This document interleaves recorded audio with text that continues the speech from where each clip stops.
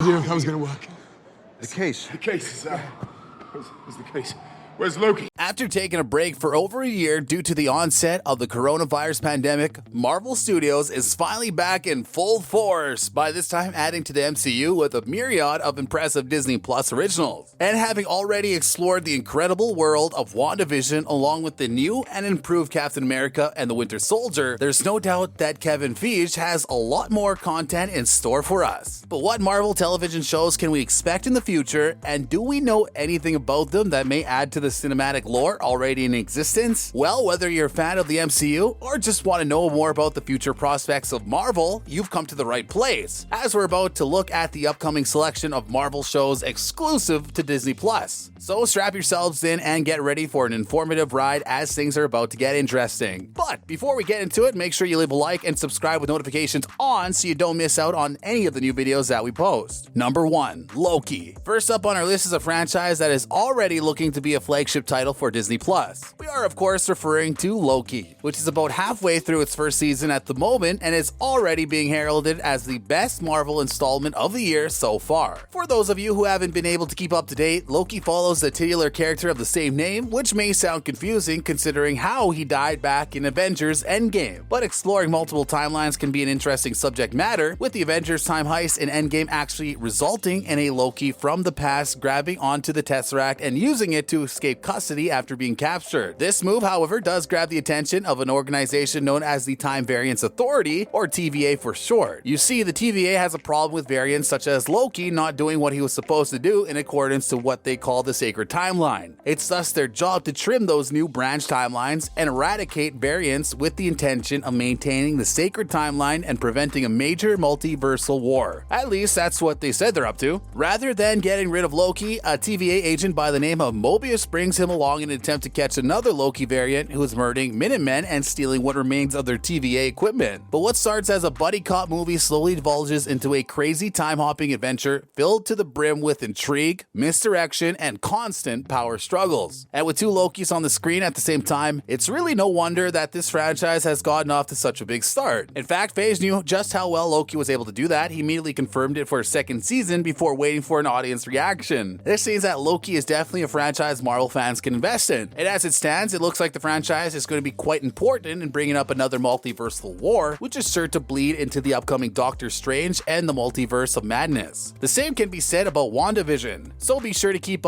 as up to date as possible so you don't miss out on any important pieces of lore. A great example is the fact that Loki is now confirmed to be both fluid and bisexual, which brings him more in line with the mythological character he's based on according to Nordic stories. Number 2. What If? If you thought Loki was insane though, wait until you hear about the What If franchise that Marvel will be launching sometime in the summer of this year. It's considered to be Marvel's first true attempt at official MCU animation and is set to take a look into alternative timelines that would never actually work out as a true MCU canon. A great example of this is a portion of the What If comic book line which explores the situation in which the majority of Marvel superheroes are transformed into zombies, along with the alternative storyline wherein Sharon Carter actually takes on the mantle of the British version of Captain America. Another episode appears to be piggybacking off the success of Loki by exploring what would have happened if Loki had been given the power to wield Mjolnir instead of his brother Thor. There's no experience yet to support exactly how this will fit into the broader MCU or whether it will be nothing more than a standalone franchise, but it must be said that if we're correct in assuming that Loki is aiming towards the destruction of the sacred timeline, a multiversal war is sure to make next to anything possible, including these various futures that we're going to be exploring. It may even be possible for some of these characters to make the leap from television into the cinematic universe in Doctor Strange and the Multiverse of Madness, so it's not a franchise any fan should be missing out on. And when it comes to casting, What If is absolutely filled to the brim with talent. Some of the favorites include Michael B. Jordan, Sebastian Stan, Josh Brolin, Mark Ruffalo, Tom Hiddleston, Samuel L. Jackson, Chris Hemsworth, Haley Atwell, Karen Gillan, Jeremy Renner, Paul Rudd, Sean Gunn, Taika Waititi, and Jeff Goldblum. The late Chadwick Boseman will also be making an appearance in this animated franchise, although it's not known whether he was able to record his lines prior to the passing away in August of last year. year. Rest in peace, Chad. It goes on without saying that this is going to be a franchise where some of the strangest comic book arcs of Marvel will be explored, and it may very well be the last that any of us get to see the late Black Panther. As such, it's a franchise that has been painted as one of the most anticipated of the days to come, and we can't wait to see what Marvel has in store for us when it finally arrives on our screens. Number 3, Hawkeye. Then we have Hawkeye, which is said to be the last of the current batch of new Marvel shows to form part of Phase 4 of the MCU. According to reports, Hawkeye is set to be dropping sometime in the fall of this year, and will be modeled after one of the most popular comics of the titular hero, known simply as Hawkeye. And for those of you who haven't heard of this iteration of Clint Barton before, imagine a hero who's no longer willing to risk his own skin to defeat the bad guys. This makes complete sense considering what Clint has already been through. He was arrested back in Civil War for taking the side of Captain America, placed in witness protection shortly thereafter, lost his family due to the infamous first Thanos snap, became an assassin by the name of Ronin, lost his best friend Natasha in the search of the Soul Stone, and then bounced back, resulting in his family being saved. Suffice to say, Clint is pretty much on the verge of retirement as he's reached that point where he just wants to spend time with his family while he still can. And since we saw what became of him with the disappearance of his family, this is probably the best thing we could ever hope for Clint. So where does this leave him when the Hawkeye franchise comes along? Well, he will definitely be featured considering how the show is still named after him, or is it? As we mentioned, Clint is on the verge of retiring and will thus be training a new Hawkeye to take over his position on the team known as the Avengers. This is where Kate Bishop comes in, who will be betrayed by the beautiful and comic accurate Haley Steinfeld. The cast also features prominent names such as Vera Farmiga, Freyfi, Tony Dalton, Zan McLaren, Brian Darcy James, and Alaqua Cox. Quite the selection if we do say so ourselves. Not much is known about the overall plot of the show, although concept art has been shown of what we can expect Kate Bishop to look like in the future, and since she's donning the slim, perfect outfit we're used to, there's no doubt that she'll be trained by the one and only Barton. This will leave him in a Mr. Miyagi type role, similar to how we saw him in Avengers Age of Ultron, where he motivated Wanda to fight for the good guys. According to Andy Park, we can expect a trailer in the coming months though, which is sure to give us more information about what we can expect from the runtime of the show. Until then though, we'll just have to allow our imaginations to run wild. More Jeremy Renner is always a great thing though, and Haley Steinfeld is definitely a great addition to the MCU. Number 4, Miss Marvel. Another anticipated show that is expected to launch sometime late this year is Miss Marvel, who just so happens to be a new hero that MCU fans might not be too familiar with. Her real name is Kamala Khan, and considering how she was the first portrayal of a Muslim superhero in Marvel canon, there's no doubt that she'll be adding to the overall diversity of the MCU. We're also aware of the fact that Kamala is one of the youngest superheroes currently in existence, making Peter Parker feel like a boomer in comparison. As such, we full-heartedly expect her to team up with fellow superheroes Kate Bishop, Wiccan, Speed, Patriot, and possibly even Hulking to form the Young Avengers. Iman Vellani has already been cast as the titular character, and since Kate, Wiccan, Speed, and Patriot would have already been introduced by then, this remains a viable story arc. Nothing else has really been made known about the overall plot of the franchise, other than the fact that Imnan will be backed by the fellow cast members such as Aramas Knight, Sagar Sak, Rish Shah, Zenobia Shroff, Mohan Kapoor,